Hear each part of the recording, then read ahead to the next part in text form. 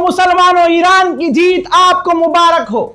जी हां, ईरान जीत गया है, डोनाल्ड ट्रंप हार गया है, अमेरिका हार गया है, पूरी टोन चेंज हो गई है। डोनाल्ड ट्रंप ने ट्वीट कर दिया है, ट्रुथ पर पोस्ट कर दिया है और कहा है कि जो पाकिस्तान के प्रधानमंत्री शहबाज शरीफ के द्वारा और आसिम मुनीर के जरिए जो बात ईरान से हुई उसके आधार पर और इनकी मेहनत से ईरान ने जो हमें प्रपोजल भेजे थे उसमें हम राजी हैं। दोस्तों, उन्होंने कहा ईरान भेजे जाने वाले विनाशकारी सैन्य बल को रोक रहा हूं, फौज को रोक रहा हूं। मैं 2 हफ्ते के लिए ईरान पर बमबारी और हमले को स्थगित कर रहा हूं, रोक रहा हूं और मैं राजी हूं हमलों को रोकने के लिए। आगे उसने लिखा कि यह इस शर्त पर है कि ईरान स्ट्रेट ऑफ हॉर्मुज इसी वक्त खोलेगा और सुरक्षित रूप से रास्ते को खोलने के लिए तैयार हो जाएगा।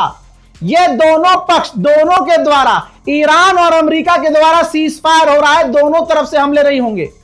ऐसा करने की वजह यह है कि हमने अपने सभी सैन्य उद्देश्यों को, जो हमारा गोल था, हमने पूरा कर लिया है और हम ईरान के साथ लंबी शांति के लिए तैयार हैं। इतना पेला है भाई साहब ईरान ने इनको, क्या तो औकात ही नहीं है कि अगले 100 साल तक अमेरिका लड़े ईरान से। आगे लिखता है कि मिडिल ईस्ट में शांति के लिए समझौते के हम बेहद करीब हैं। ईरान ने 10 पॉइंट वाले प्रस्ताव को हमें भेजा है, एग्रीमेंट हमें भेजा है और मुझे यकीन है कि यह बातचीत करने लायक है और उन पॉइंट्स पर हम काम कर सकते हैं। इन 2 हफ्तों के अंदर उन पॉइंट्स पर हम काम करेंगे और इस डील को आगे बढ़ाएंगे। संयुक्त राज्य अमेरिका के राष्ट्रपति के रूप में और मध्य पूर्व के देशों के प्रतिनिधित्व करते हुए मुझे इस लंबे समय से चले आ रहे विवाद का समाधान के करीब पहुंचने पर गर्व है। इस मामले पर ध्यान देने के लिए बहुत बहुत धन्यवाद। प्रेसिडेंट गुलाबी सुअर। हजरत, पूरी तरह से अमेरिका घुटने पर। जो अभी 12 घंटे पहले सुअर कह रहा था कि हम पूरी सिविलाइजेशन मिटा देंगे, है पूरी दुनिया में विरोध हुआ। अमेरिका छोड़िए, अमेरिका के अंदर अगर अमेरिका लेना चाहते हैं तो अमेरिका के तमाम पक्ष विपक्ष के नेताओं ने साफ साफ कहा कि यह गलत किया है, ट्रंप ने यह गलत किया है। ब्रिटेन भड़क गया, फ्रांस भड़क गया, जर्मनी भड़क गया, सब भड़क गए। गुलाबी सुअर को एहसास हो गया कि नशे में मैंने गांजा फूंक के कुछ ज्यादा बोल दिया, तो अब वो और आपको बता दूं कि ये डील, ये घुटने पर कौन आया है? अमेरिका खुद घुटने पे आया है।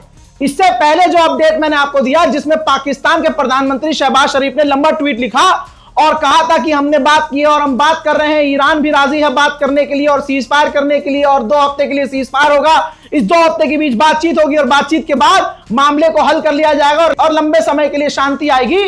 तो भाई साहब, वहां से मैंने पहले कहा था कि यह पूरी लिखित में बातचीत अमेरिका ने भेजा था प्रधानमंत्री को पाकिस्तान के कि भाई ये पोस्ट कर दो।